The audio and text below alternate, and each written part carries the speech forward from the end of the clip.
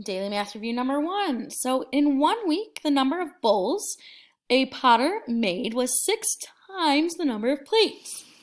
He made 90 bowls during the week. Write an equation that could be used to find the number of plates, or P, that the potter made.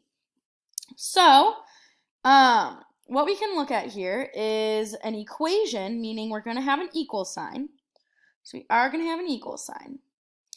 It says in 1 week, the number of bowls that he made was 6 times the number of plates. The number of plates is P, so 6 times that P. So we can put 6P. It says he made a total of 90 bowls. So the total is going to be equal to 90 bowls.